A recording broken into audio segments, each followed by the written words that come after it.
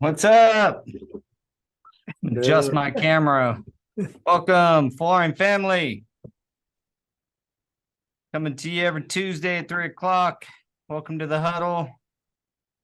Here to Yes. talk about moving your flooring career forward. Now, how was that for jumbling the intro? Get good, bro. Oh, What's up, guys? How are you? Good. How you guys doing? Doing well. Joining me as always as I try to rush into this podcast, sorry, is Jose and Daniel Gonzalez from Preferred Flooring out of Grand Rapids, Michigan. we're here. If you're up there doing a flooring project or a construction job and need some services, these are your guys right there. So today we're going to be talking about the importance of safety. And it's kind of became a little bit bigger topic in our industry. Several news outlets or industry publications have reached out about writing some articles and such, kind of safety oriented. And so I thought I would start this off by asking you guys, have you ever been visited by OSHA?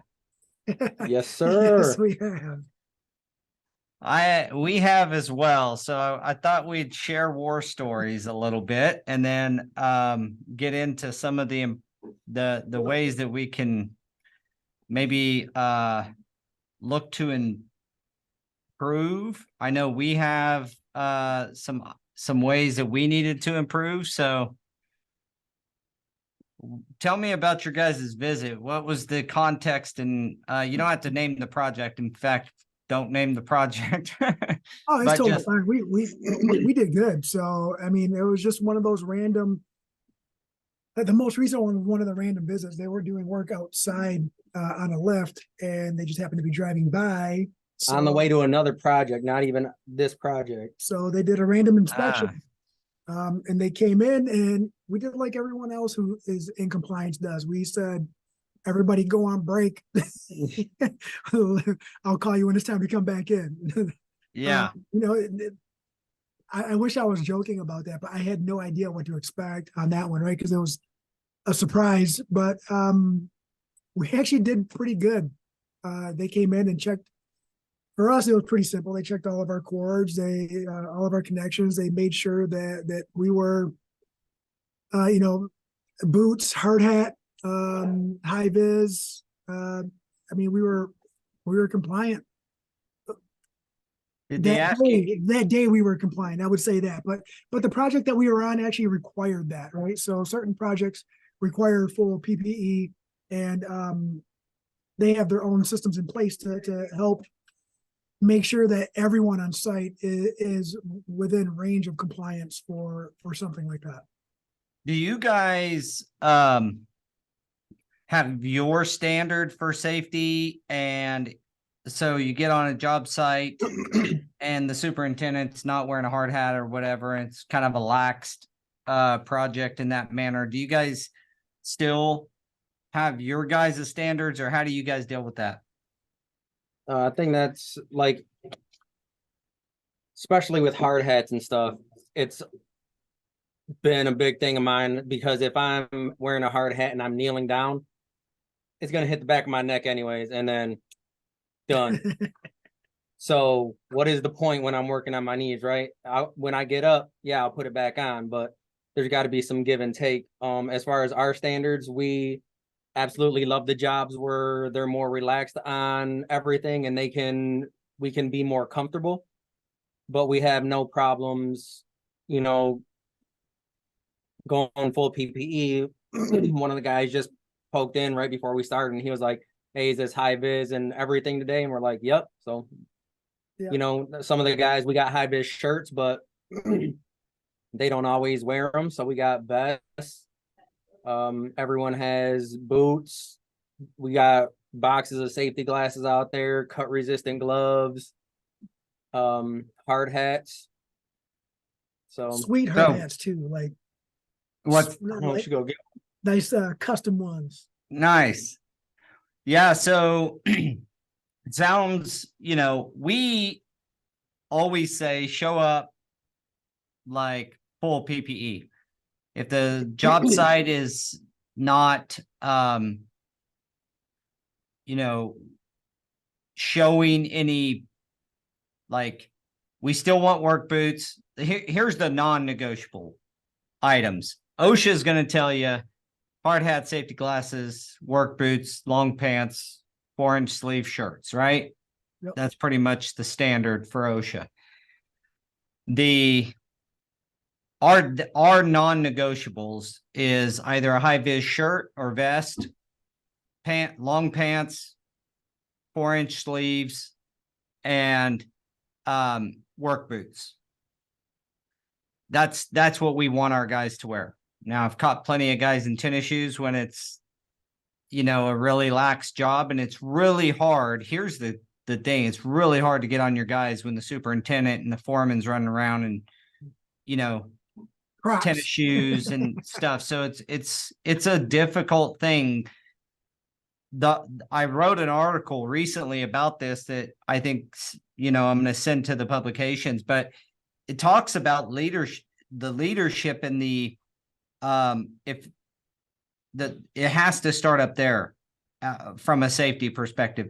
And I know as flooring guys, we enjoy the jobs, and we always say, if we got to wear a hard hat, the job's not ready for us.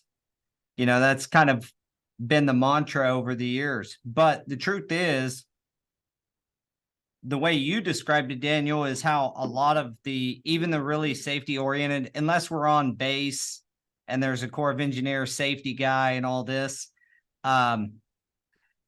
it's kind of the way even our more safety conscious projects allow us to be. If we're in a room installing the floor, keep your hard hat right next to you, keep your safety glasses on, and be as far as you can take it, and keep your hard hat by you. And just like you said, Daniel, if you get up, that hard hat goes on as soon as you stand up, not as you're walking out of the room. And part of that I understand from the superintendent or a safety conscious, like a safety, a safety director or something from a GC, is they got to set precedents for everybody, because not the whole, a lot of times, you finish projects off in wings or in sections or phases. Yep. And you just can't have, one trade walking around without hard hats. That just does not set a good precedence. But so I'll tell you about our safety. One of our OSHA, I think we've been visited 3 times total in 20 years. So not excessively. The last one was at a large hospital job, and we thankfully got through, but they almost got us on some chemicals we were using that we didn't have MSDS sheets on. Ooh. Denature, simple stuff though, that not like your adhesives. We had all that, and we actually had it in the work order in Go Carrera. So that worked perfect because it had the job name, and the documents were attached with the job name and the job address, the whole work. So that worked perfect, but we didn't have it for denatured alcohol. And we had some acetone on site, just cleaning up marks and things like that. And because we didn't have the MSDS sheet, thankfully I had a friend at the GC firm that's like, email it to me, I'll print it off for you and put it in your folder in our office. So that's the thing though, they want it printed out, right? Visible for everyone.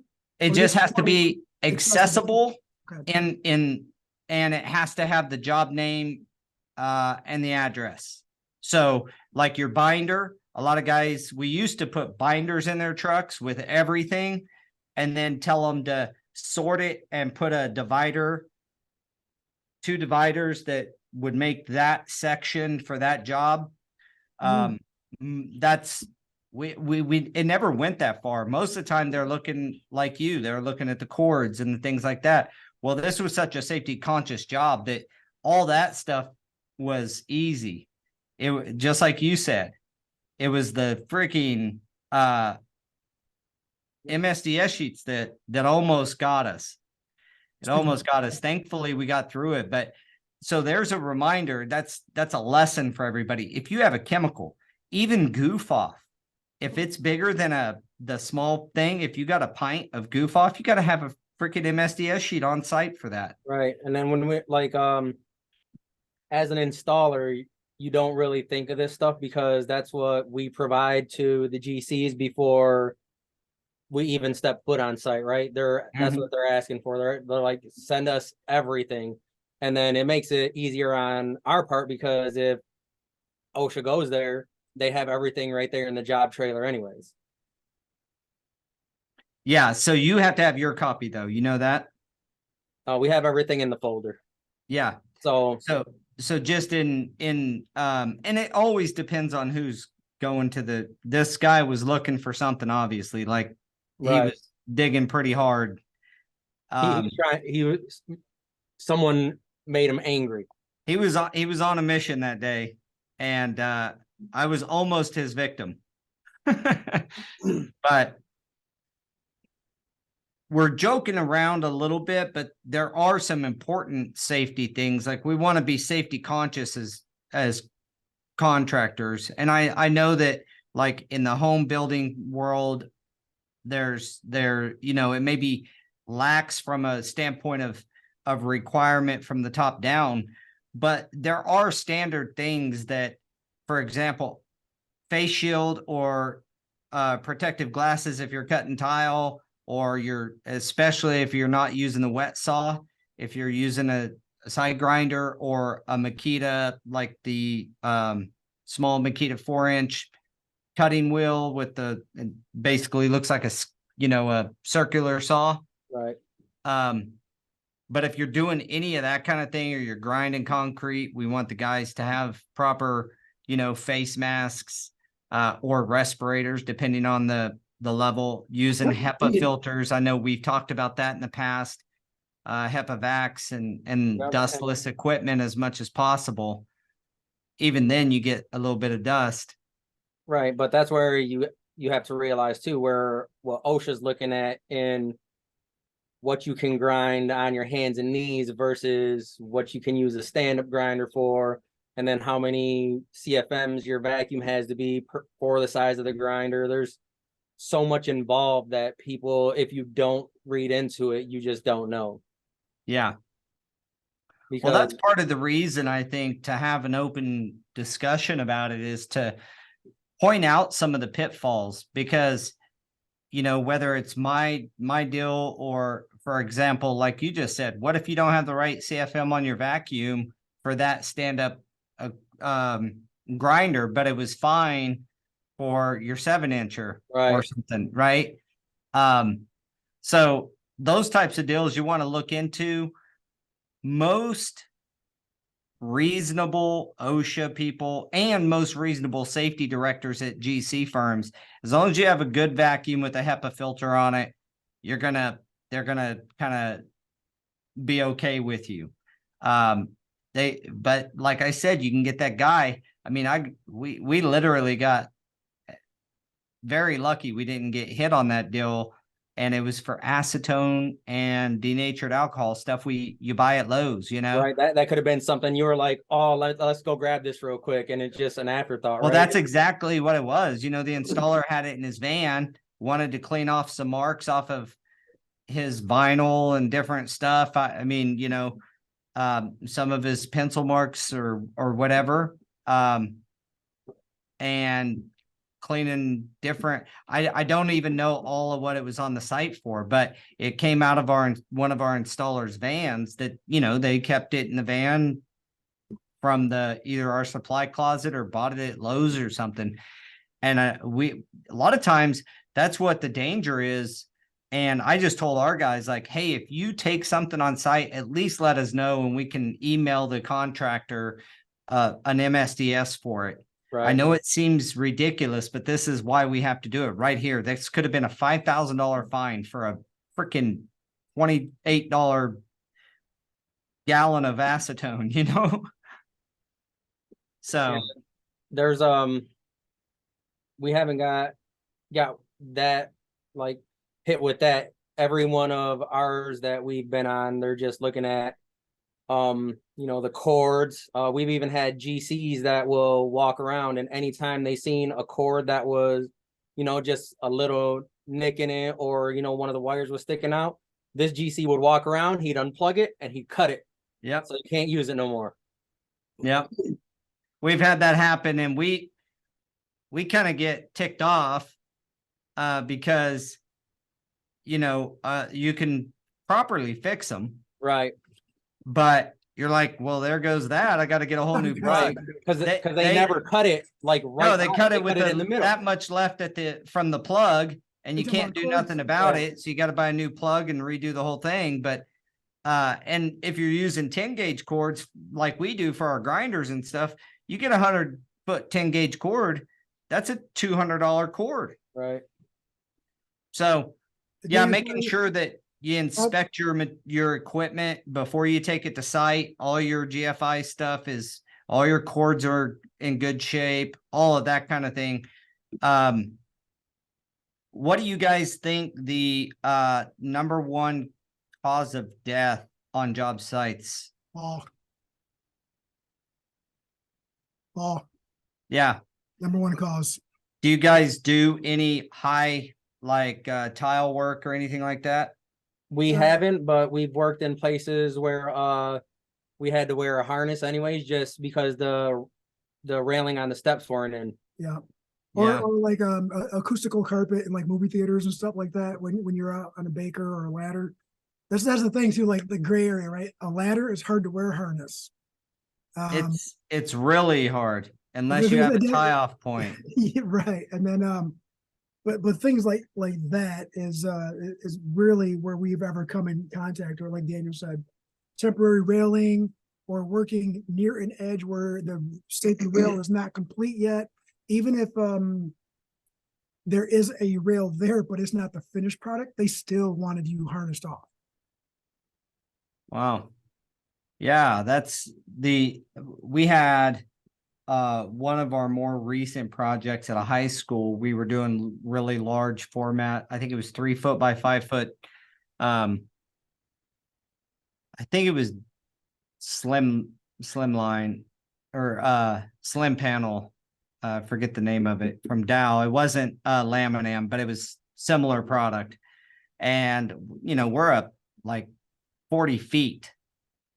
And You gotta be harnessed. How do you maneuver all well, it was a trick. We had to rent 2 different booms to be able to get, and one guy was operating one boom with just the slab, and they'd have to hand it off to the other guy to get it up there.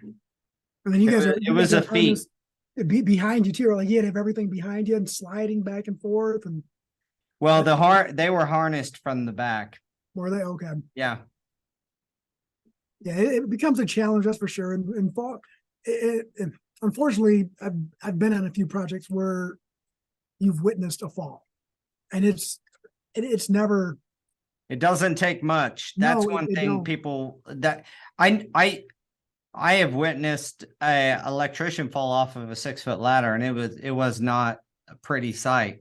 That's about And he was not on the top or anything, like maybe two steps down. So maybe his feet were 4 foot off the ground or so. And which doesn't even require you to be tied off until 6 feet. But that was a nasty fall from 4 foot. So like there's reasons for this stuff. Some of it's a pain in the ass, frankly, but the more safety conscious you are as a company, here's what I've found. And I would say this to all flooring contractors: be overly safety so that when your guys are more aware. Like if you're safety training, another one of our guys just finished he had 10 hour and he just got his 30 hour. And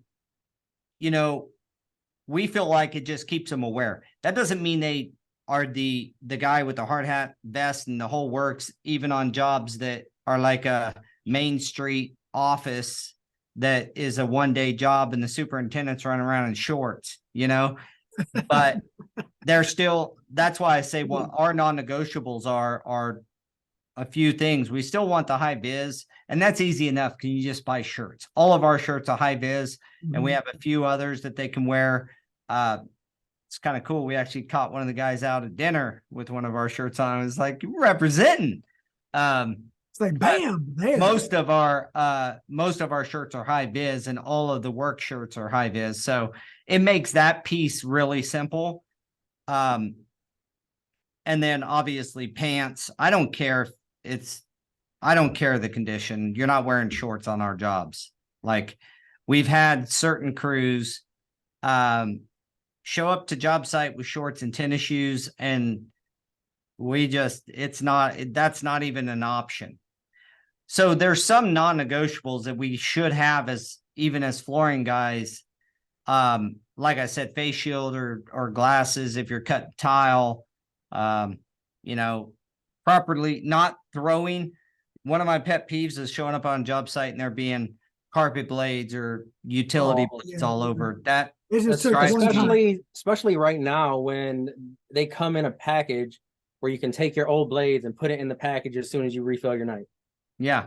It just took one time for me, and this is a lot of years ago when we were working on a project, and he was my brother-in-law at the time, left a blade sitting on a handrail, and we were working in a special needs facility, and we went home for the day, came back in the morning to a very upset staff there that one of the young kids there had grabbed it, and it looked like a piece of gum because the square shape.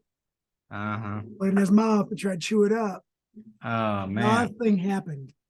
Nothing. But just like that one right there, like I was put them in like if I had a Gatorade bottle or something, I was always like one of those guys, but I was like, oh, I'll start a pile right here on this window ledge and I'll pick them up after I'm done if I didn't have everything. But after that, it was like back in the knife. After I started wearing a pouch right in my pouch, or there's a place like, or right directly in the trash can. But then you have to tell your guys, watch your hand, don't stick your hands in there. It's way easier just to package them up and you're safe. Put them back in the package, or you can find duct tape when you need it. There's one of these. The coffee can, I remember we had coffee cans back in the day. I mean, like, there's ways to do it. Just find the best method that you want and keep your blades cleaned up, because that's probably, cuts in our industry is one of the biggest. And then not just like you put them in your pouch and you reach in your pouch or whatever, right? So like just properly handling those. But I'll tell you my biggest, and this was right before I started my company. I was working for another company, and one of the guys on the job site had a really bad habit of sticking his 4-inch razor scraper in his back pocket. Ah, man. And it was to mess him up. He spent a day in the hospital at the ER. Brand new blade, fall down right across the wrist. Oh, he put it with the blade up? Yep. Oh my God. He didn't stick the blade down in his pocket. He just cut his rear end, or cut through his pocket or something. No, it was always blade up, and he just reached back and grab it. Well, he forgot it. Problem with doing stuff like that is you get used to it. He got used to it being back there and forgot it was there and went to go grab thought he had something else, went to go grab, and it just, bam. He ended up, I think he ended up out of work for about 4 weeks. That's bad. Yeah. That's bad. So, like, be careful with razor scrapers. Some of the safety, like, guidelines, if you've been through OSHA's training or any real safety training, awareness is probably your best friend in safety, in my opinion. Like, a lot can be avoided if you're on a big job site. We got a really big job site with cranes, and they're moving crap around all the time. Yeah.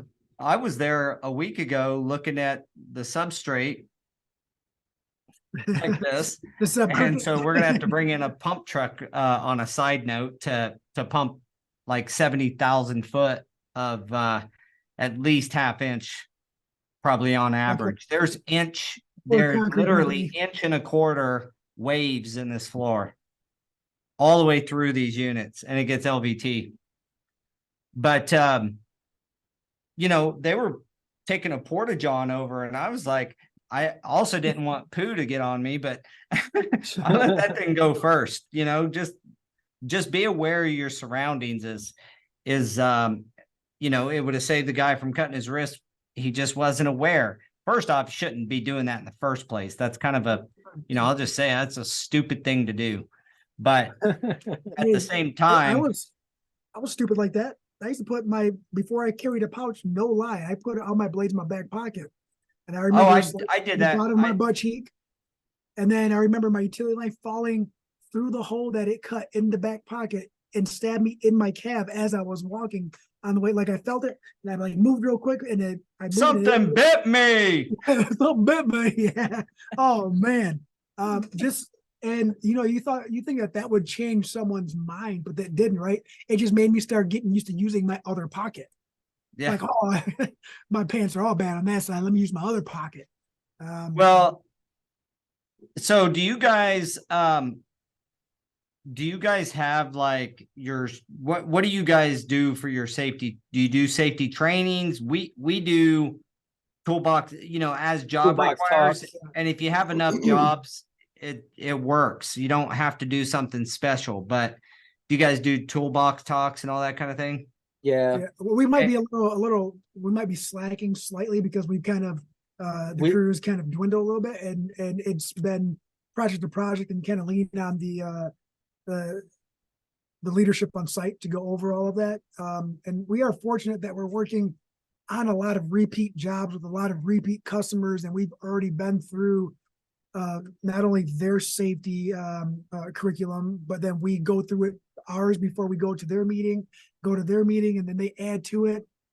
So you know what? Maybe we better just retouch on some of that too, because you get complacent. Yeah, every once in a while. Yeah. Particularly if there's a new guy. I know that our field superintendents will do a toolbox talk in the middle of the week if we haven't had one for a job in a while, or if there's a crew that hadn't been on a job that has them. Where do you guys get your safety, your toolbox talks? Work comp company. There you go.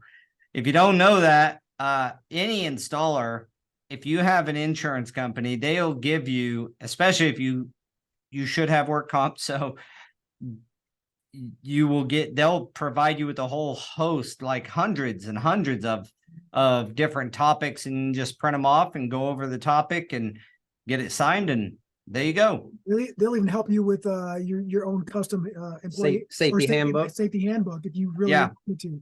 And most of the literature is already readily available, so it's just a matter of picking and choosing what you want to put in yours and consolidating information. It's super simple. So I'm going to tell you one other story that we never got in trouble for, but made it really big. And I'm not going to tell you anything else except for the story. But we had 2 installers. One had a TikTok account, and he was filming.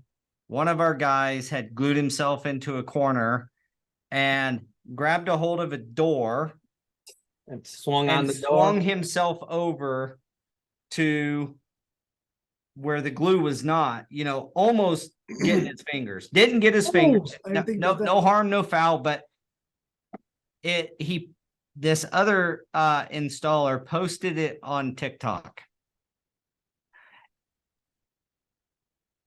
By the time I was made aware of it, it had 1.8 million views. And people and he had this background song of something about, I forget the name of the song. It was like a parody of a really popular song, but it said something like, in a world of OSHA violations. Yeah, the Willy Wonka song, right? There you go. So that's the song that they had played. And at 1.8, I was like, this was within a week. And this wasn't modern. This was right when, I mean, maybe 2 years ago. Maybe TikTok was a couple of years old at that point, or a year old, something like Yeah. that. So it wasn't like today a 1.8 million views or 1.7 million views is still a lot, but it's not out of this world. That's pretty out of this world if you think about it back then. And anyway, so we had him take it down, obviously, and said, you know, guys, it would have been just as easy to leave your path out of the door, glue that little bit with the rest of the room that you had to finish anyway. No need in having you didn't have to have a straight line. You can zigzag your LVT and not have to worry about it. But yeah, so I might be a little jealous that he was able to hold on to the door and swing, because I know that if I did that, it'd be fail. I'd be on the fail. You'd be in the glue. Glue. Yeah, like. Well, I thought, you know, safety's never like the funnest conversation to have, but I thought we could just challenge each other from asking those types of questions of what is your safety protocol? Yeah. You know, what are the things that you guys want from your crews on site, regardless of whether or not, is it the same? Is it pants and a 4-inch sleeves, or is, if it's really like a lax, can they wear tank tops? Nope. Okay, so you guys kind of have, or the sleeves were pants. 100% uniformed, always with the company logo. I mean, there are instances where it's like, you know, it gets cold outside, they wore a short sleeve shirt, or and they're cold, so they have to wear a jacket or something like that. But we do try to provide apparel for all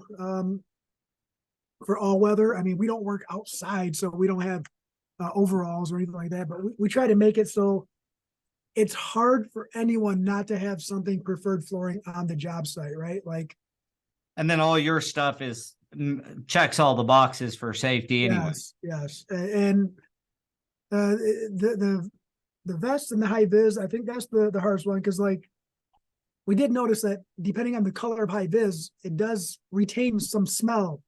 And I don't know why that is, but it does. On your shirts? On your shirts, yes. Depending Really? on the material and the color. I think cotton, high vis yellow and cotton retained more smell. So I mean, it's hard to work with someone when they smell like a bag of dirty rags, and it's not their fault, right? And I haven't ran into that with ours. The fluorescent. or maybe I just stink. I don't know. But you try to have all that in place, because you want to make sure that you're representing, and you want separation, right? You want, if something were to happen, you want to be able to be recognizable by some of the other trades. Hey, that's preferred flooring. You don't want, I don't know who that is, right? Wearing a AC/DC shirt, and yeah, you know, it's just, you know, I think well, that's not only unprofessional, it's also distracting, right. And that's why most safety directors don't want it on their job sites, you know. And I think identifying an individual and as to what company they are is also part of safety as well. You need to be able to identify and create separation. Well, who do I go to if this guy gets hurt if I don't know who he works for, right? Yeah. That's part of it. So do you guys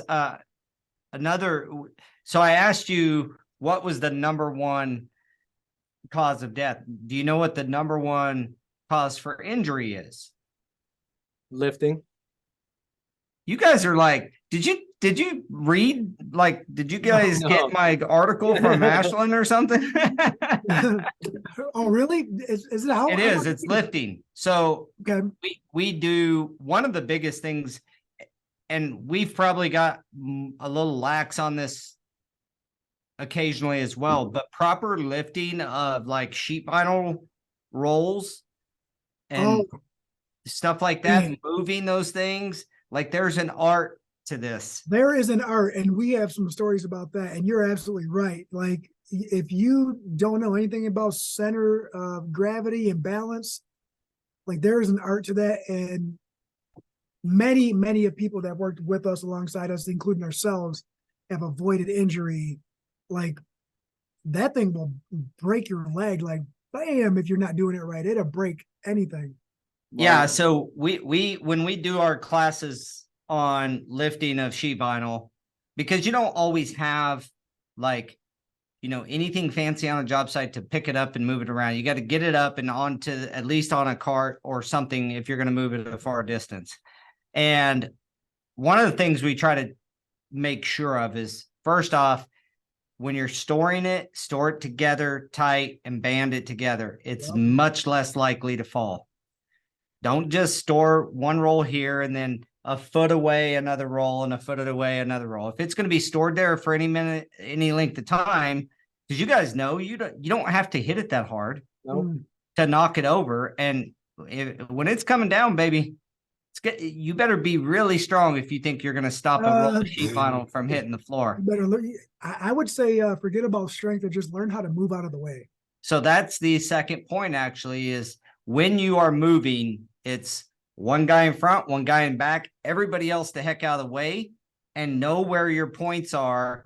Like if it falls, that you're not destroying something.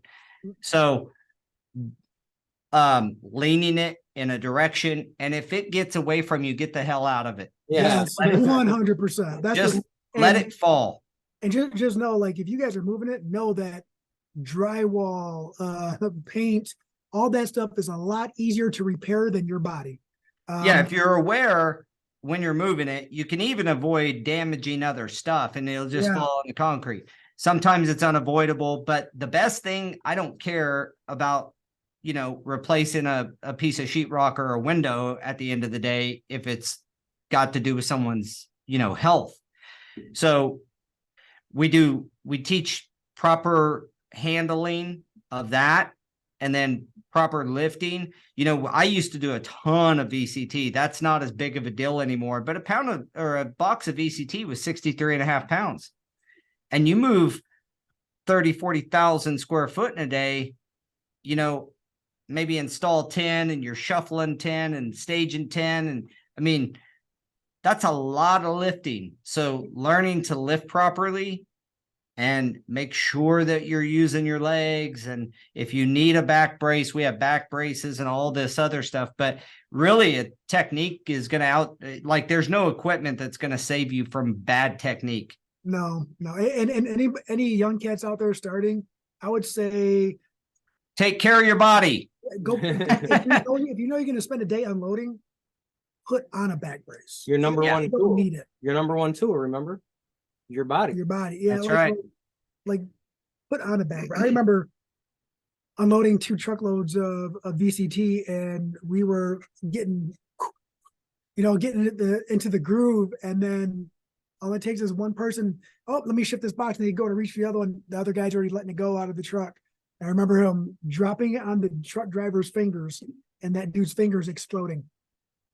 And he goes, ah, and then blood. It's like, that was a long time ago, but that's all it took. Like, and Jorge says that, you know, paying attention to inflammation and, you know, nerves in your back and stuff, because even the smallest little lifting or something can mess you up. Lifting and twisting, like, you know, he does a lot of Broadway on a high-end carpet. That stuff's pretty heavy. Probably rolling it up, fold it in half, try to strap it on so one person can carry a big roll. Lift and twist is very, very well, and lifting broadloom is another, you know, that's probably where we lack the most because we do so little of it anymore. But man, I tell you what, that's an art as well.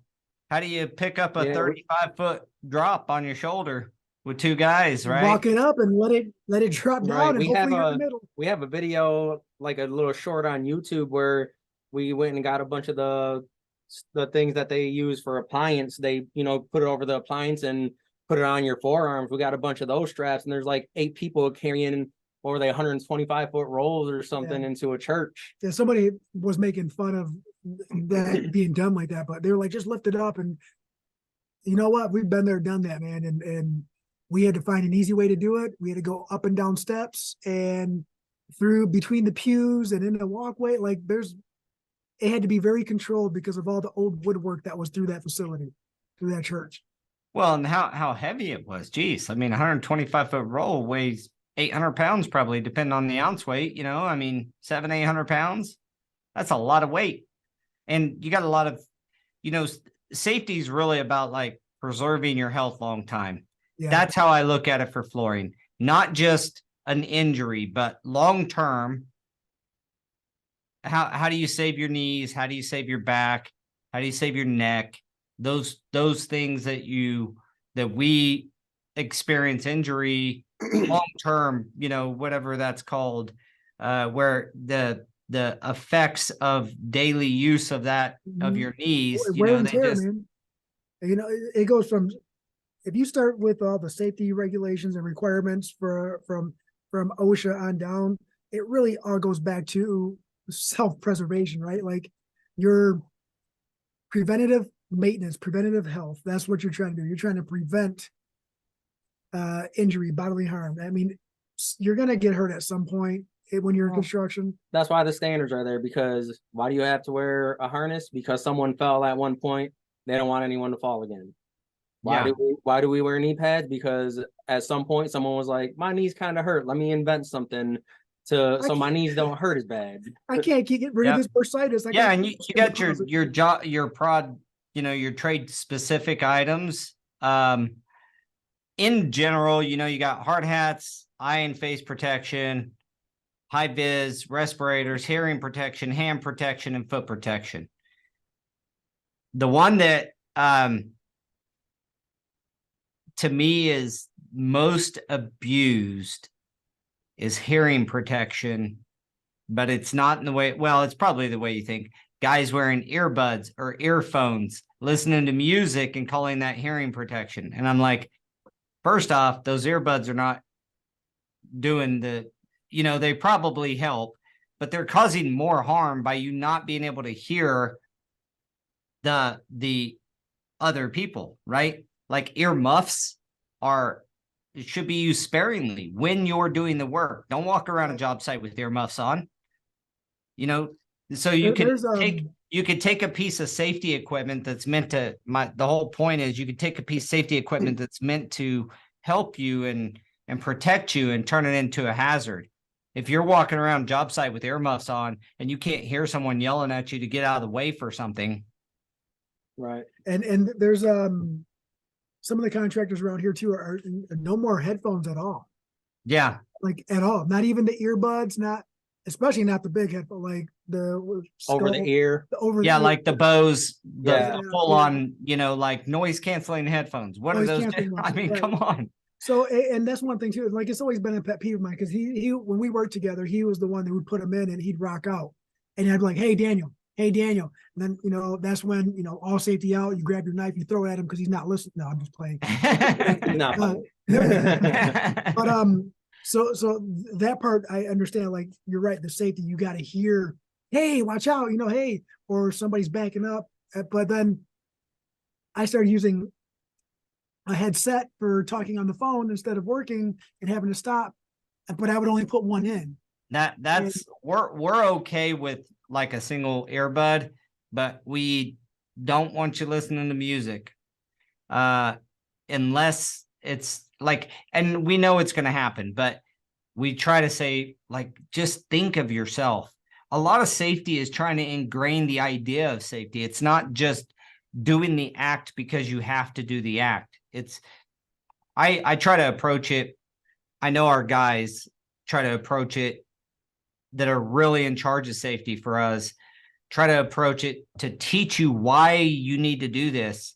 Why is it so important? Like if you're going to listen to music, I mean, what am I going to do? Walk up to every guy and they're probably listening to music, but keep it at a level where you can hear other people and only one earbud in, period. If you're going to have an earbud in, because a lot of people do that with their phone. So they don't, just like you said, they don't have to stop, pick up the phone. They can just go, hello, Yep. And I get it. But at the same time, we got to be somewhat safety conscious. So trying to just ingrain the idea of safety and the whys behind each reason, and then let each guy use some common sense, because all this can go out the window without common sense. I mean, Yeah. you know? So, Gloves. That- Wear that- gloves whenever you can. I did appreciate all the work I put into my calluses at one point, and I took pride in shaking someone's hand and my hand feeling like an absolute rock. I love yeah, it. Love gorilla it. hands. Yeah, I loved it when they said something like that was a compliment to my hard work when they said that. But I also remember working 2 hours away from Daniel by myself, tearing up ceramic and trying to be quiet in a bank. And then my hand, no gloves, and my hand going through all the shards, and I cut myself to the bone. And I called it, I don't know if I'm gonna finish this. This is what happened. And I remember calmly walking up, hey, where's the restroom? Yeah, this is when we first started and we were both on projects by ourselves. It's like, Yeah, It healed up that's nice. actually a really good point. And most tile guys know it, but if you're just demoing tile and maybe you're not a tile guy that's ever been cut down, I've certainly been cut by porcelain tile that's broken, and It wasn't my first time. it's a razor sharp. Razor sharp.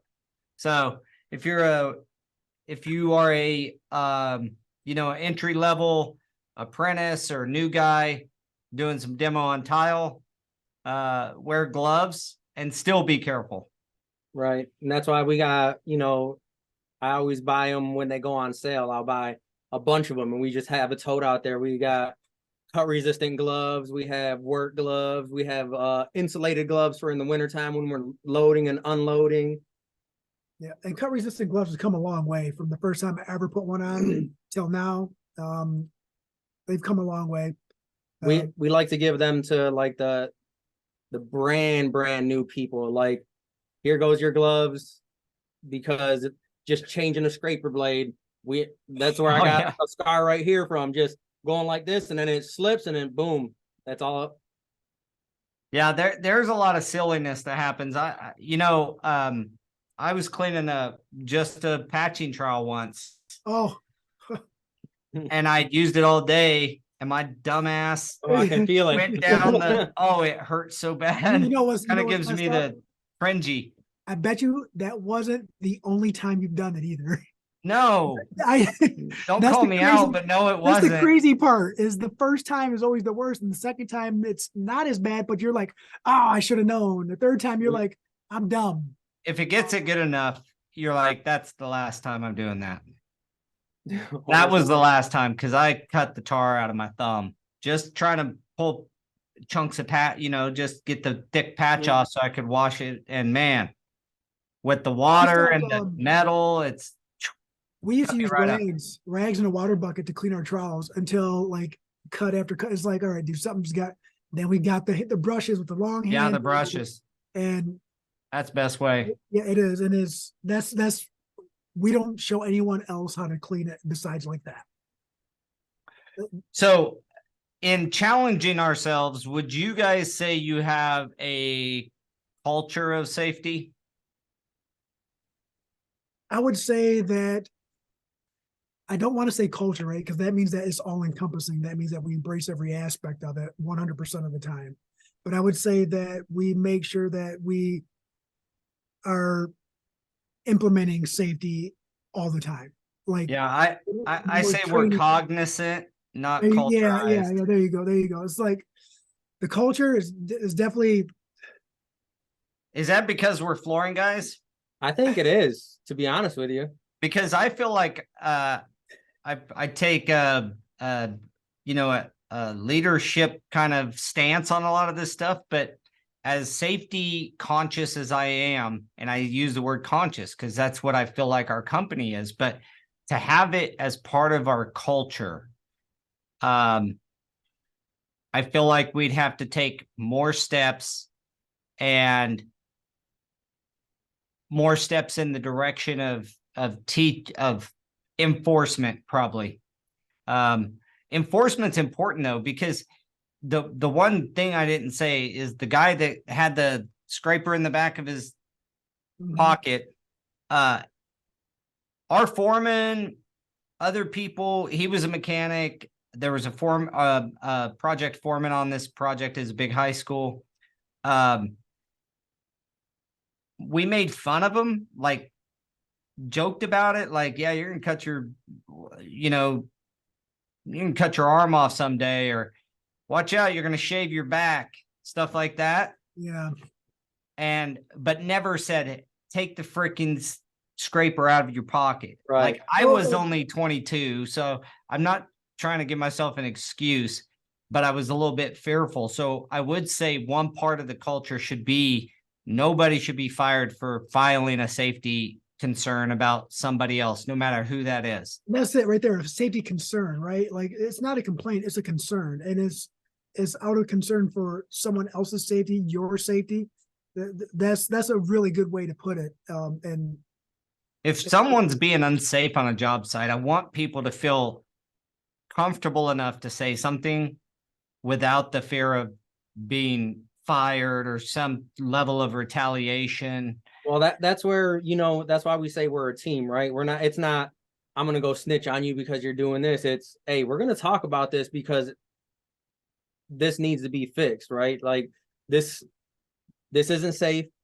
How can we fix it? And it's not like I'm calling you out because you were doing this wrong. It's, hey, maybe we've always done it this way. I don't like the way it's happening. What can we do to change it? Yeah, if you can empower them to have some self-governance, meaning the 22-year-old brand new kid that just got out of, a 10-week course or something, and a portion of that was safety, and then he goes to your job and a mechanic's doing something unsafe, or a full-fledged journeyman or something's doing something unsafe. You want that new guy to have the power to say something to him without him getting retaliated against. That's the trickiest thing with safety, I think, because what old dude's going to listen to this new cat, right? They always get this attitude. We've watched it happen. And I'm like, hey man, he either cares about his own safety or he cares about yours. And either way, he should say something. No, he's just a pompous little shit. That's what I got back. You just see it over and over again, right? And the biggest one lately for me has been the silica standard. Because you got all these guys out. I breathed asbestos for years and I'm fine. You guys can get, silica is nothing. And it's like, that's not the point. We know that it causes health issues. Let's do everything we can to keep everyone healthy. And it's not just, everyone else. It's yourself included. Like, well, not only that, and if you don't care about yourself, at least start caring about others. Other people, yeah. What's the thing too is who's susceptible. And like if someone has an underlying issue that they don't even know about yet, and you're kicking up all that dust, and next you know that they have a reaction to the silica or something that's airborne, like if they have a reaction inside, we don't know what's going to happen. Like we don't know that. I don't know if someone. Like I just met my son's baseball coach. We made some food. We brought it to one of the games, and it had onions in it. He said, "Does it have onions?" And I'm like, "Well, yeah, this is guac. Yeah, it's got onions in it." He's like, "Well, I'm allergic to onions." I'm like, I've never met anybody allergic to onions, so I don't think of it, right? And the peanut butter thing, but it's the same thing. Someone might have just a bad reaction to something that's in the airborne contaminants. Well, and the other thing is, as part of the why, like, if asbestos was heavier, it wouldn't be near as dangerous. But, a particle of asbestos takes like 24 hours to fall 6 feet in dead space. So it stays right around this face zone once it kicks up for an hour before it even falls to your chin. Like it takes an hour for it to fall this far, basically, right? Silica is heavier, and it's a different shape of a particle, so it falls faster, but that's a problem with silica too, is it's still very light and it falls very slowly. That's part of the danger. There's plenty of things in this world that'll give you cancer and cause you problems, but they're away from you, part of the problem is how slow these particles fall. So the point being here is if you kick up dust, if you kick up asbestos, which if you're messing with asbestos, then you need to be licensed to mess with it. But point is with the silica is you can cause people harm that when you think they're not in harm. You know, you got, that's why the why to me is so important. Them understanding why we use this HEPA equipment. You know, it's not just concrete dust. It's like, you got to understand what this stuff does. And then you can kind of get your head wrapped around why it's so important that, hey, maybe we should protect ourselves a little bit better.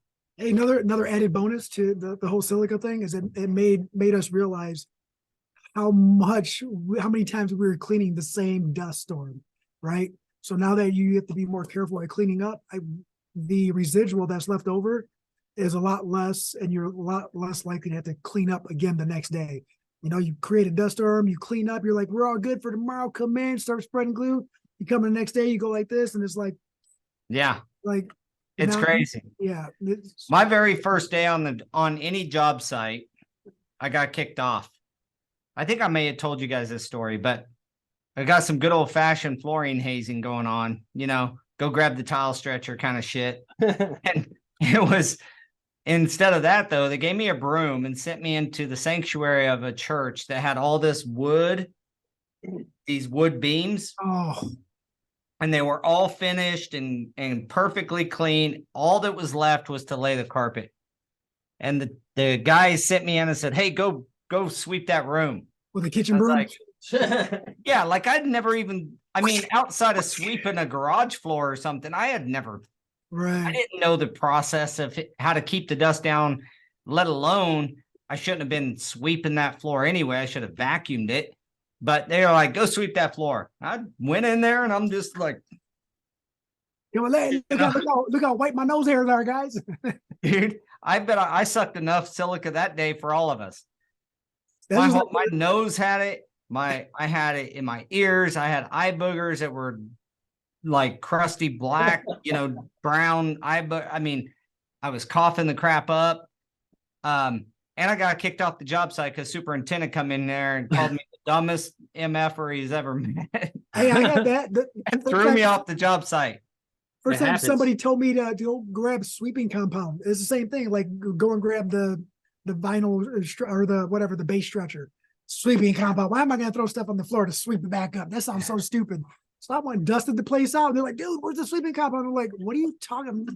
I'm not falling for that. They're like, no, seriously, it's a real thing. I'm like, oh, you guys gotta stop playing jokes on everybody. Like, I didn't know. That's the one they didn't. I mean, the oil-based sweeping compound, not to get off the safety subject, but don't use that. Yeah, no. Use the wax stuff. But I know we're not, I feel like we're pretty good because we get a lot of like, just hit stop streaming. I got to take off. I got to get my son to his game. So good luck. Just hit stop streaming when you're done. See ya, Daniel.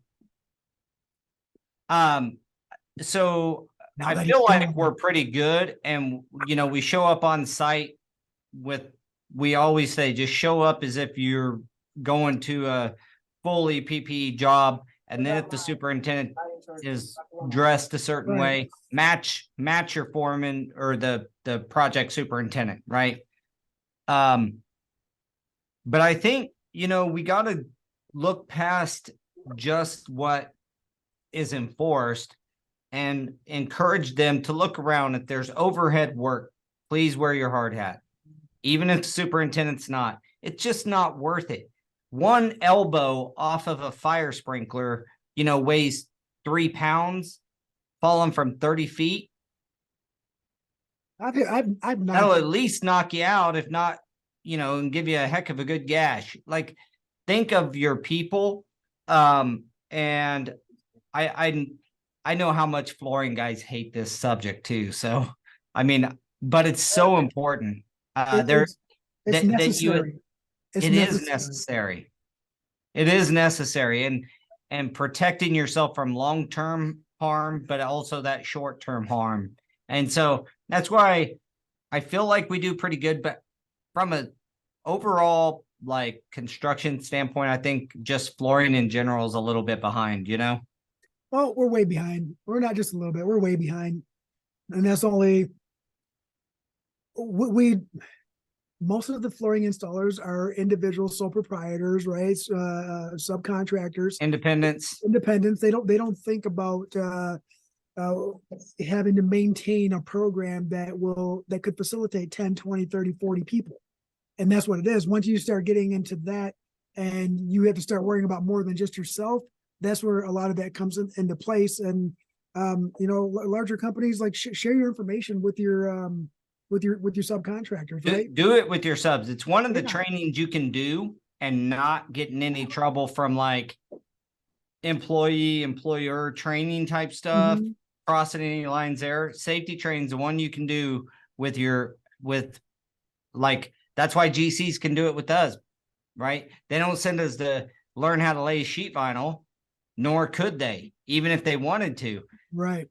But they can do safety trainings with us. So safety training is one of those things you can do with your subs. You can do with you should be doing it with everybody as much as you can. Mhm. And that's where I think the toolbox talks. And if you have some safety conscious projects, it comes in real handy to, have some consistency in those meetings. So what do you guys, just to close this out, is there anything that we've talked about that kind of made you say, we need to get a little bit better at that? Yeah, I think it's just more or less being more consistent with the conversation and making sure that we're stirring up the dust again, the dust with the safety talk, right? Like, I know, like, it's always fresh in my mind, and whenever I'm showing somebody something or we're talking about it, I always bring it up. But as far as going over specifics and being more consistent on it, like on a schedule with it, I say, hey guys, this is safety week of every month, or hey, this is every other Wednesday should have a safety day. You know what I mean? Just so that way it's fresh. And then That's a good idea. Like do once a month or once a week, just like a safety refresher even. Right. Like who's not being safe, who is being safe, who's making sure that it's implemented, who's making sure that you have what you need when you're forgetting to be safe, right? Like I think it's really important because I'm going to close out with this because I can't believe how fast time goes sometimes, but if everybody's successful in getting more new blood into the industry, those guys have to act in a safe manner. They're going to hurt themselves or somebody else. So your supervisors and the best thing you can do is make sure that everybody takes a leadership role in safety, be conscious, and understand that just because the superintendent's not wearing a hard hat, look around you, assess the situation, put one on if you feel like it's the best thing to have one on, even if it's not, you're not going to get in trouble for not having it. A lot of the electricians and plumbers and the bigger trades, they wear it all the time, dude. Like it's just part of their work gear. And I get it. Flooring, we're a lot further down the road on a project. So that's part of our reluctancy, I think. And then the fact is we're on our knees all day and having a hard hat on kind of sucks. And so does safety glasses. They're always sliding down and getting in your way. And they have what do they call them? Bump caps. Is that what they call them? They're a little bit smaller, made for not in the beginning stages of a project, but get one that fits for you. And I've had the big gaudy ones, and I've had the smaller ones. And I tell you what, from being a finisher going in there in a project, the smaller ones are more up my alley anyway. I'm not bumping my head under a desk. I bump my head on a lot of things. Yeah, they got them the size of like almost the size of bike helmets that are really tight to your head. So comfortable. They even have the ones we had to buy them for one project that required chin straps. Oh, really? Oh, wow. So I mean, of course, our old guys are like, that's fine unless something hits it and takes it off, and then it's choking me to death or rip my freaking whole head off. I'm like, okay, you kind of got a Then point. you just take your carpet knife out and you cut the strap, right? Okay, that's not say. Don't listen to me, guys. I'm sorry. don't rewind, strike that. Yeah, edit that.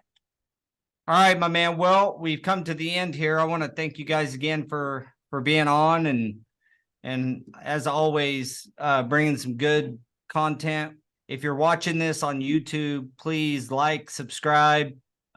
We do this every Tuesday. We don't have sponsors. We don't have any of that. We just come to you with some industry knowledge. A lot of years I installed right out of high school, basically. These guys have been installing a long time, so we got a lot of experience and a few OSHA visits under our belts. So, we hope you take this serious, even though we know it's a subject that isn't, the probably funnest to talk about, nor the one that that flooring guys like. I was eating lunch earlier and 3 hardwood guys walked in literally with tennis shoes and shorts on. And I was like, I'm going to be talking about that this afternoon. And all jokes aside, I know I have a lot of jokes when it comes to safety and all that, but it's one of those things you make a joke and it resonates with someone because they'll remember the joke and then they'll relate it to the conversation. But when you're the one helping everyone learn the safety, and every time you teach someone something about safety in the flooring industry, and you have a story about how dumb you were at one point and didn't follow it, that's not good, guys. Like, I know that I'm one of those guys. That's not good to have the story. This is why this is in the book. This is it's a serious matter, and one we should try as an industry to take a step forward on. Overall, just representing as construction. One of the things we gripe about in flooring is not being respected as much as we used to be when we walk on job sites, or as much as some other trades sometimes. This is another way, like, show you're serious about your safety and the safety of others, and show that you're concerned about safety overall, and that you have some level of a safety program. If you work for a shop and you're an installer, talk to them. Maybe they'll put on a safety seminar. I know we certainly do, and just not as often as we should. So that's where I think we can get better as well. Yeah. So, all right, my brother, it was great seeing you again. Sure. Loved it. Appreciate everything. And we will see you next week. All right, man. Have a good one. All right. See you, man.